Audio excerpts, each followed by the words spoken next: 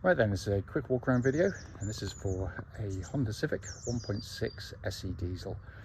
Car's covered just 56,000 miles, and very nice car actually. The car's now 10 years old, finished in silver. Looks nice on these. Front of the car, generally very good. The odd tiny little touching around the car, as you can naturally going to expect, but it's lovely and crisp. Bonnet, very good. Any stone chips, very minor indeed. Near side of the car, sorry I'm slightly out of breath. Near side of the car, nice and smooth in the panel work. That's any sort of obvious indentations jumping out at me. Alloys look very, very good on the car.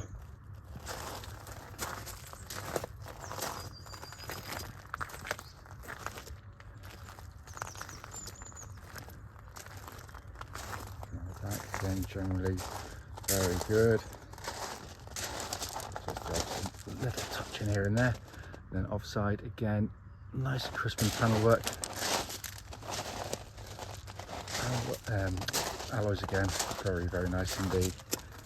Externally, a 10-year-old car, as I said, in very good condition. Coming to the back, been kept very nicely actually. Huge amounts of interior space in the Civics. Brilliant family cars. Passenger side, again, all very nice. Finally coming on the driver's door card, again, kept really nicely. Football areas, very clean.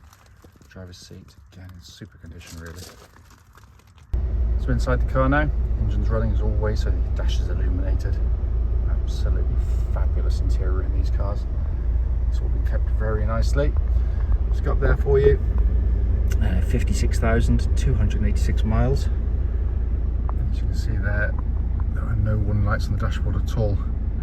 But what a stunning interior this is.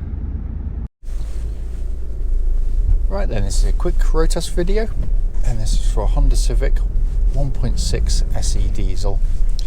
Car is registered GN14XGH, and mileage at the start of the road test is 56,279 miles. The reason for the videos is to ensure that if anyone's looking online at any of our cars, they get to see the very car advertised actually in operation. Reason we've always felt it important is because, like lots of people, we've been to see cars which have looked absolutely fine in photographs or description, but only to get there and find out there's an obvious fault that shows up when you drive the car. We also do it on these very quiet country roads, not normally in the snow in fairness, but this will be gone within half an hour. It's already turned to rain. Beautiful part of Gloucestershire. It's a picture postcard day like today, especially so. This actually forms part of the road test route we take our customers on, and the hope is, of course, it'll be representative of what you'd feel yourself if offered a test drive in the car. So coming to the car itself, it's been very well looked after, and it's just as soon as you drive the car, sometimes you get into a car, it just feels tight and fresh, and this is exactly what this car feels like. Engine starts instantly and settles to smooth, even idle. There are no warning lights on the dashboard at all relating to the engine or any other part of the car, and temperature gauge is running at a third, which is exactly where it's meant to be on a Honda car. The engines are simply brilliant diesel engines. It does all the things you want from a diesel in the sense that it is reliable and very, very economical. The economy actually comes very easily to the car, and that's not always the case with the car. Sometimes you've got to be really gentle with them to extract even half decent fuel economy. But these, I said the economy, I've owned lots of them, even doing travelling which isn't conducive to very good economy. I would be getting between 55 and 60 on longer trips. 70 was eminently achievable. But on top of that, you've got all the hallmark qualities of Honda. They're built to last a long, long time, but they're just lovely to use day in, day out. It's smooth, it's quiet, it's tractable, it's powerful. The revs are usable in the car, and that's not always the case with a diesel. So I'm going to pull over here because he's going to win that battle.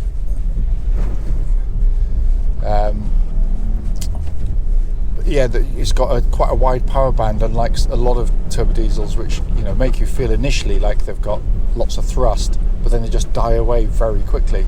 This one, you can use the entire revs available to you. Engine then feeds through into the clutch and gearbox. Clutch on the car, absolutely perfect. Bike points exactly where it's meant to be. It's lovely and smooth in operation. The gearbox is just another classic Honda gearbox, brilliantly done. Honda put a huge amount of effort into making the gear change, everything you feel and use on a regular basis, to be satisfying to use, and this is no different. The gear change, sorry, it's a bit of a flooded area here. Yeah, the gear change, obviously 6-speed gearbox. The shifts are incredibly positive and defined. Short and throw, kind of meaty is the way I describe the gear change. It's got a lovely substance to it, but so accurate. You can't fail to get the gear you want. It's a gearbox you enjoy using rather than feel as though you have to. And it also feels exactly as it would have done when it was new. There's just a zero wear in that, but that's par for the course for these. They're incredibly robust. So moving on to the steering and chassis. Clearly on daylight today, I'm not going to be trying to sort of push the car around at all, because it's actually a bit worse than I thought now I've had it out. It's just it's a lovely car, because basically, essentially a Honda Civic is first and foremost a family car. So it wants to get 4 or 5 people from A to B comfortably and safely, and it is very comfortable. The ride is beautifully judged, beautifully damped, so it does everything you'd want, better than most cars in its class. Deals with sort of minor imperfections really, really well. But what I love about it is the fact that for those that enjoy their driving, want something that just has a bit of kind of zest about it, it has that as well. And it starts with the steering, which is really nicely weighted. It's got feel, it's incredibly accurate and precise and reasonably quick as well. But it works beautifully with the chassis. The two interact fantastically well. And again, that isn't always the case. It also, dare I do it, tracks dead straight. There's no vibrations at this speed, or any speed actually up to the legal limit.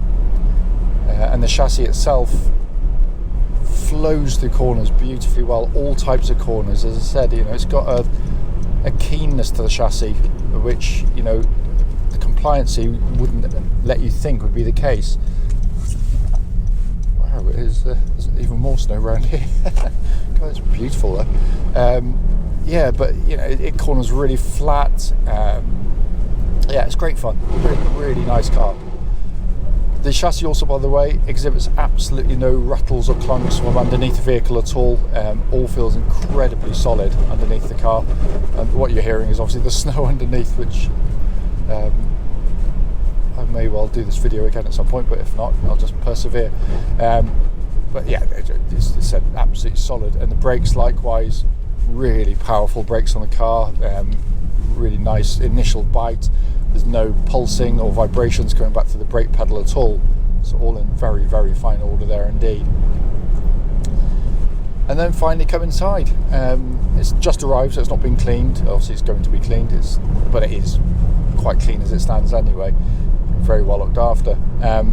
But it's just such a lovely place to sit. It's beautifully put together, as the Civics always are. This is real build quality after years, not just the kind of the initial impression you get from cars, which some people are fooled by.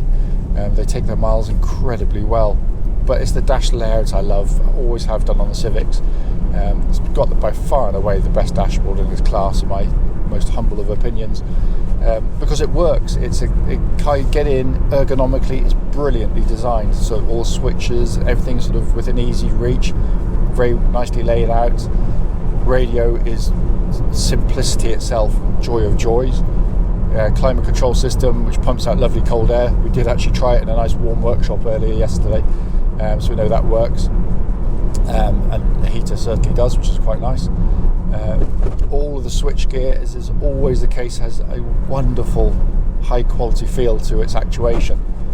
But the best bit by far, as I've always said on the Civics with this generation and the one before, is this two-tier design on the dashboard. So you've got an upper and lower deck, and it is brilliant, absolutely brilliant the way it operates, because what Honda have done is a little information pod up there.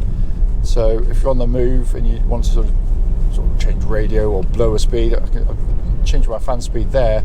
Got a small display down here, but a much bigger one high up on the dashboard. So again, just less time with your eyes off the road. But the gauge we should all look at most, or display most commonly, of course, is your speed. There it is, white on black, crystal clear. It's genius. I've got a Lexus which I'm driving at the moment, which I rather like, which has a heads-up display floating in the, which is meant to be the best thing you can have. This is far better. It's much easier actually to read, and it catches your eye more readily. Down below that, more conventional pod of dials. You've got rev count in the middle, flanked by the temperature and fuel gauges. But yeah, it's just so easy on the eye. At night time when it's illuminated, it looks fantastic, which sounds nerdy, but it's true.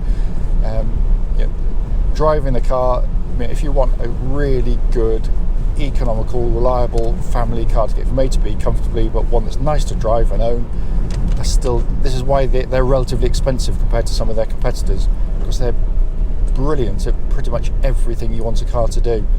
On top of which they're more practical than anything else in their class as well. So it's a wonderful car, and I cannot fault it driving it.